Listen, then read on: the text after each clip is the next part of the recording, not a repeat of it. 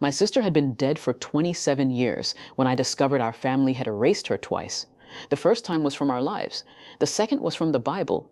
I found it 3 days after my mother's funeral while cleaning out the cedar cabinet in her bedroom. The Bible had belonged to my grandmother, then my mother, and eventually it was supposed to come to me. Every birth, marriage, and death in our family had been written inside the front cover for nearly a century. My father, my mother, me, my husband, my children. Even babies who had lived only a few hours were there. But when I reached the line where my older sister Rachel's name should have been, I found something else. A rectangle of paper had been carefully cut away, not crossed out, not covered, removed. I ran my finger over the rough edge. Rachel had died when she was 22. Car accident. That was what I had been told since I was 16. Then something slipped from between the Bible's pages. A faded photograph. Rachel was standing beside a man I had never seen before. On the back in my mother's handwriting were 6 words. I'm sorry. She was telling the truth. I heard my father behind me. Where did you get that? I turned. He was 81 years old, walking with a cane, but the fear on his face made him look 20 years younger. I held up the Bible. Why is Rachel's name gone? Dad stared at the missing piece of paper. Then he whispered, because your mother couldn't stand seeing what Rachel had done. I should have asked what he meant. Instead, I asked a question that destroyed everything I thought I knew. What did Rachel do? My father looked at the photograph in my hand. She tried to tell you who your real father was. My name is Anna Mercer. I was 51 when my mother died, and 51 when I realized that most of my childhood memories had been arranged for me like furniture in a room. Nothing was completely false. It had simply been positioned so I would look in the right direction. I grew up in a small town in Virginia with my parents Helen and Richard Mercer and my sister Rachel, who was 6 years older than me. Rachel was everything I wasn't. Bold, restless, funny. She could walk into a room of strangers and leave, knowing everyone's secrets. Her weakness was that she believed truth automatically made her right. It didn't matter when she told it, how she told it, or who it destroyed. If something was true, Rachel believed it deserved daylight immediately. I was the opposite. I hated conflict. Even as a child, if Rachel and Mom fought, I would quietly start washing dishes because I thought being useful might make everyone calm down. That was my weakness. I confused peace with safety. My mother, Helen, was disciplined, religious, and obsessed with keeping the family together. She volunteered at church, remembered every birthday, and could make a casserole appear at someone's door before the ambulance had left. Her weakness was pride. Mom could survive almost any pain as long as nobody outside the family knew about it. My father, Richard, was gentler. He worked 37 years for the county electric company and rarely raised his voice. His weakness was avoidance. Dad believed every problem became smaller if you waited long enough. Sometimes that worked. Sometimes it allowed a lie to grow old enough to become tradition. Rachel died in 1999. At least that was the year everything ended. She had moved out after a terrible fight with Mom. 3 months later, we were told Rachel had driven off a wet road near Roanoke and died before the ambulance arrived. There was no funeral we attended. Mom said Rachel had been cremated according to instructions she had left with a friend. I thought it was strange, but I was 16. When adults cry convincingly, children rarely investigate paperwork. For years, Rachel became a subject we approached only through silence. Mom kept one photograph of her in a drawer. Dad would occasionally mention something she used to say, then stop halfway through. I learned not to ask, until I found that missing name. And suddenly I had 27 years of questions waiting for me. The man beside Rachel in the photograph looked about 40. Dark hair, heavy eyebrows, a denim jacket. His arm was around Rachel's shoulders, but not romantically. She was leaning into him the way I had once leaned into Dad. What was Rachel telling the truth about? I asked. My father lowered himself onto the edge of Mom's bed. He looked exhausted. Anna, your mother just died. That doesn't answer me. Some things should stay buried. I stared at him. You really want to use that word? He looked away. I turned the photograph over again. I'm sorry. She was telling the truth. Who is this man? Dad hesitated. His name was Samuel Price. Was? He died in 2008. How did Rachel know him? Dad rubbed his thumb against the handle of his cane. He worked with your mother before you were born. The first suspicion arrived immediately. Mom had an affair. Dad's face tightened. No, you just told me Rachel was trying to tell me who my real father was. I didn't say Rachel was right, but Mom did. I held up the photograph. Dad stared at her handwriting. She wrote that near the end. The end of what? He stood too quickly. I need some air. Dad, But he walked out. That night, I called my Aunt Linda, Mom's younger sister. Linda had always been the one relative willing to criticize my mother. Her weakness was resentment. She remembered every slight and polished old arguments until they still looked new. When I mentioned Samuel Price, she went silent. "You found out about Sam?" My stomach tightened. "So you knew him. Everybody knew him. Was he Mom's boyfriend? No. Then who was he?" Linda sighed. "He was Rachel's favorite accusation." "What does that mean?" "She became obsessed with the idea that Richard wasn't your father." "Why?" "Because Rachel liked detonating families." It sounded cruel, but it also sounded like the Rachel I remembered during her worst years. At 21, she had dropped out of college. She borrowed money. She drank too much. She once accused our uncle of stealing from Grandma and turned out to be wrong. False suspicion number one suddenly had evidence behind it. Maybe Rachel had invented the entire thing.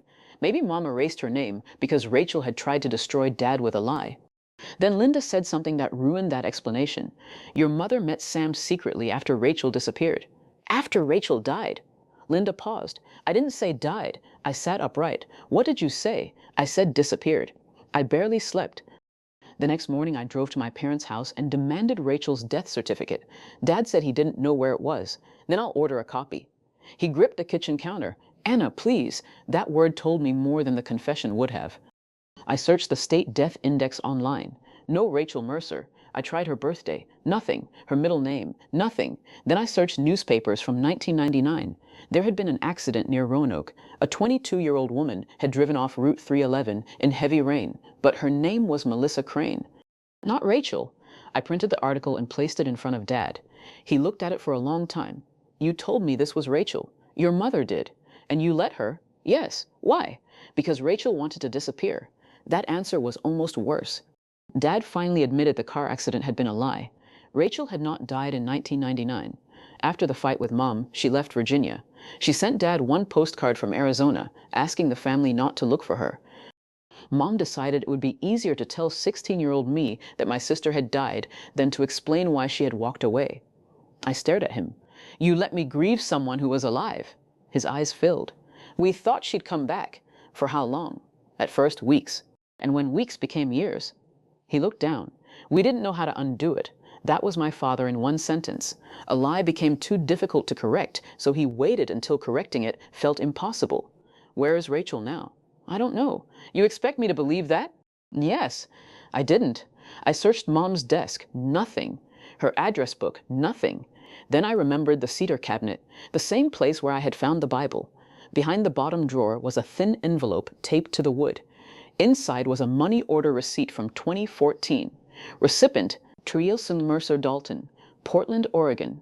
My sister had been alive 15 years after I buried her in my mind, and my mother had known exactly where she was. Finding Rachel took less than 2 hours once I had her married name. That fact made me angrier than anything. My family had made her absence feel like an unsolvable mystery. She had a listed address, a voter registration, a small bookkeeping business, a husband named Mark, and a phone number. I stared at it for 10 minutes before calling. A man answered, "Dalton Residence. Is Rachel there?" Silence. "Who is this?" "My name is Anna Mercer."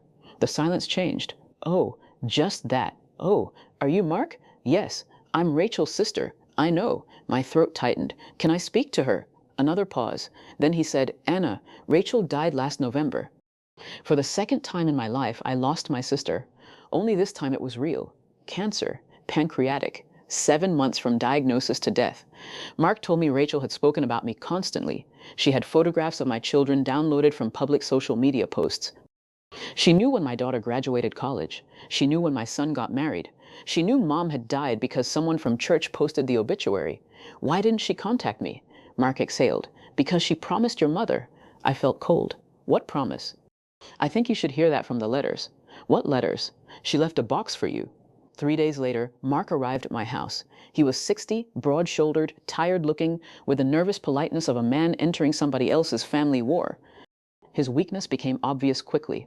Mark protected Rachel's memory so aggressively that he minimized the damage she had caused while alive.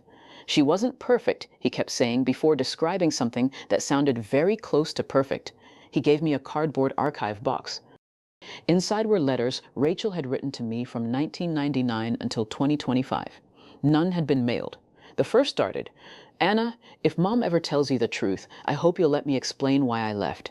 The second, "I found Samuel Price because I thought he was your father." The third, "I was wrong about Sam." I stopped reading. Wrong? Then why had Mom written that Rachel was telling the truth? I turned to Mark. "Who was Samuel?" He looked surprised. "You don't know?" "No." Mark's expression changed. "Then there's another box your mother never gave you." According to Rachel's letters, she became suspicious after finding an old hospital bill when she was 20. The bill was for my birth. Under responsible party was the name Samuel Price. Rachel confronted Mom. Mom claimed Sam had simply helped with insurance paperwork because Dad had been between jobs. Rachel didn't believe her. She tracked Sam down. He agreed to meet. That explained the photograph. Rachel became convinced Sam was my biological father because he knew details about my birth no stranger should have known. He knew I had been premature. He knew Mom nearly bled to death. He knew the name of the nurse who held me first. Rachel told Dad. Then she told me, or tried to. I remembered the night now. I had been 16. Rachel came into my bedroom crying. She said, "Anna, Dad may not be your dad." Mom appeared in the doorway before she could explain. The fight that followed was the worst I ever heard. Mom slapped Rachel. Rachel called her a liar. Dad stood between them saying, "Enough," over and over, without actually choosing a side. By morning, Rachel was gone. For 27 years, I had remembered that night as proof Rachel was unstable. Now it felt different, but Rachel's own letters admitted she was wrong about Samuel. A DNA test proved he wasn't my father. So what truth was she telling? I asked Mark. He handed me another letter, written in 2001. "Anna, I was wrong about who your father was, but I was right that something about your birth had been hidden. Samuel wasn't Mom's lover. He was Mom's cousin." That stopped me. Our family had no cousin named Samuel, at least none I knew, Rachel explained. Samuel Price had been born Samuel Mercer. His father was Grandpa's older brother, Joseph. Joseph had been removed from the family decades earlier after a scandal no one discussed. Samuel changed his surname when his mother remarried. Rachel's investigation hadn't uncovered an affair. It had uncovered an entire branch of the family that had been erased, exactly like her name had later been removed from the Bible. I called Aunt Linda. "Who was Joseph Mercer?" She swore, then whispered, "Your grandfather's brother." What happened? He went to prison. For what? Linda hesitated. Bank robbery. It sounded almost absurd. Then she added, "That's what we were told." Another family story, another clean explanation. I no longer trusted clean explanations. I searched county archives. Joseph Mercer had been arrested in 1958, not for robbery, for assaulting Richard Mercer. My father, he had been 16, and the case had been dismissed when Richard refused to testify. When I confronted Dad, his hands started shaking. "Joseph wasn't the dangerous one," he said. "Then who was?" He looked toward the family Bible. "Your grandfather."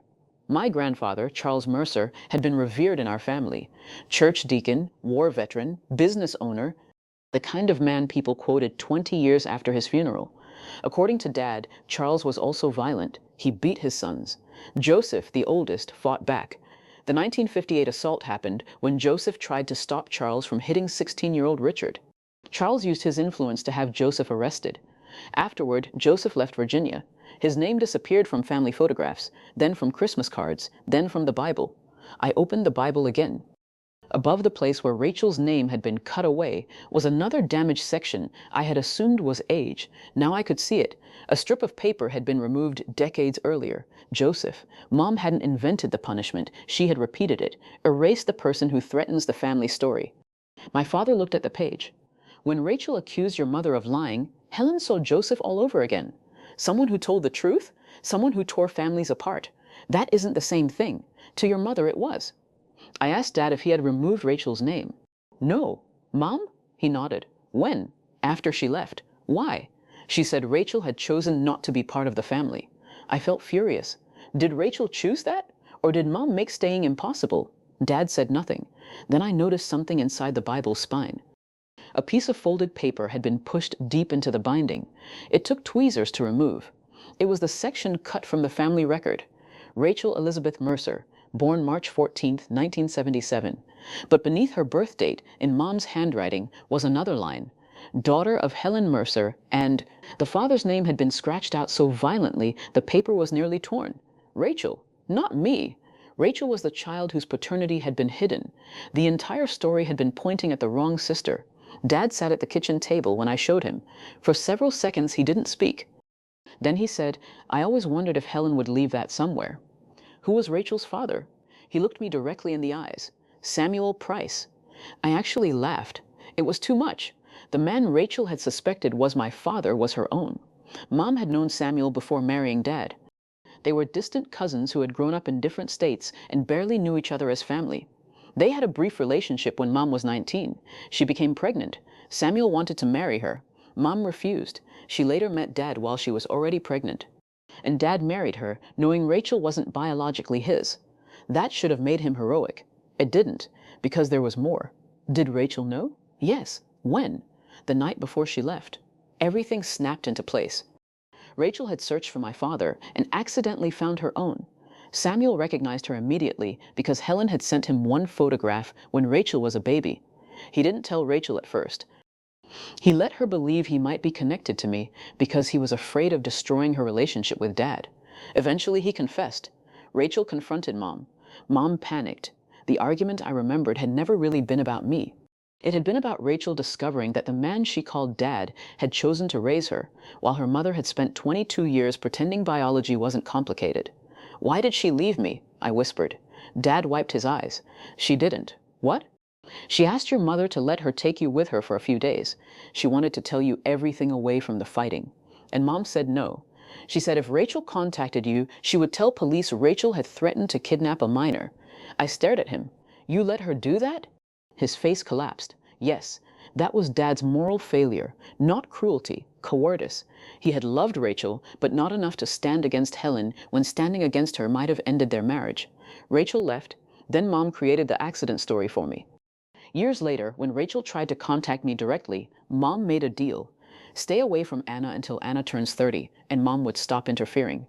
Rachel agreed. Then when I turned 30, Mom called again. She told Rachel I had finally recovered from her death, had children, and would be devastated to learn the truth. Rachel believed her. That was Rachel's weakness returning in a different form. The woman who once believed truth justified everything became so ashamed of the chaos she had caused that she let someone else decide silence was kinder. Why did Mom send her money? Dad looked down. Because she felt guilty. Did you ever speak to Rachel? His lips trembled. Every Christmas. I stepped backward. What? After Helen went to bed, I called her. You knew where she was all along. Yes. I couldn't look at him. Of every truth I had learned, that one hurt the most. My father had listened to me mourn my sister while secretly calling her once a year. Then he handed me an envelope. Rachel sent this last summer. My name was on the front. It had already been opened. Mom read it? No. He swallowed. I did. Rachel's final letter was written 2 months before she died.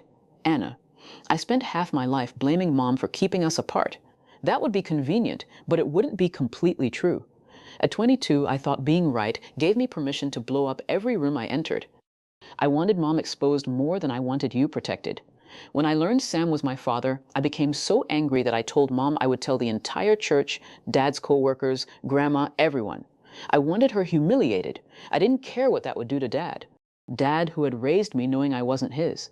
That is the part I was too selfish to understand then. I kept reading. Rachel wrote that she had regretted leaving almost immediately, but each year made returning harder.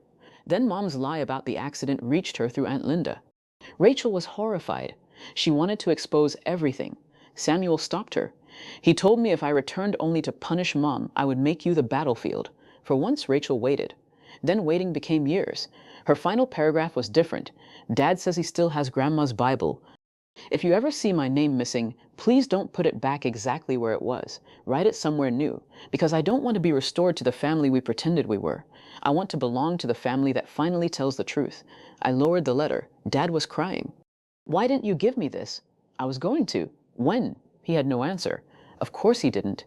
That evening, I drove to the cemetery where my mother had been buried 6 days earlier. I expected anger. Instead, I felt something more difficult. I missed her. That was the cruelest part of discovering what she had done. Mom had lied to me for most of my life. She had manipulated Rachel. She had weaponized my grief. And she had also sat beside my hospital bed when I had pneumonia, made every Halloween costume by hand, cared for my children, held me through my divorce, and called me every Sunday for 30 years. People do not become simple because they hurt us. Sometimes that would be easier. 3 weeks later, Mark and I held a small memorial for Rachel in Virginia. Dad came. Aunt Linda came. Samuel had been dead for years, but Mark brought photographs from his home. I brought the family Bible. When everyone had gone, Dad watched me open to the record page. "You're putting her name back?" "No." I turned to a blank page after Revelation. At the very end, I wrote, "Rachel Elizabeth Mercer Dalton, 1977-2025, daughter of Helen, daughter of Samuel, raised and loved by Richard, sister of Anna. Lost to this family by fear, pride, anger, and silence. Found again in truth." Dad read it. Then he pointed beneath Rachel's name. "There's room. For what?" He handed me a pen. "Joseph." So I wrote him back too. Not where the family had originally placed him, somewhere new. Then Dad took the pen. His hand shook as he added one final sentence beneath both names. "No one else gets erased." For most of my life, I thought families were held together by loyalty. Now I think loyalty without truth can become another kind of betrayal. My mother erased Rachel because she believed protecting the family mattered more than admitting what she had done. Rachel stayed away because eventually she became afraid that telling the truth would hurt me more than silence. My father loved both of us, but his fear of confrontation allowed every lie to survive. And I spent decades accepting the version of the story that hurt least because asking questions might have disturbed the peace. None of us were innocent, but none of us were only guilty either. The family Bible used to look like proof of who belonged. Now I understand that a name written on paper cannot make someone family, and cutting it away cannot make them disappear. Rachel had been gone from my life for 27 years. But the moment I finally understood why, she became my sister again. Not the reckless 22-year-old my mother wanted me to remember. Not the victim Mark wanted me to forgive completely. A whole person, loving, angry, brave, selfish, regretful, human. Maybe that is the closest thing to forgiveness we ever get. Not pretending someone did nothing wrong, just refusing to erase everything else they were. If you were in my place, who would you find hardest to forgive? My mother for pretending Rachel was dead and removing her from the family? My father for knowing Rachel was alive and staying silent? Or Rachel herself for letting decades pass without contacting me? And if someone in your family had been deliberately erased from its history, would you want to know the truth no matter how painful it was? Write what you think in the comments. What you think in the comments. What you think in the comments.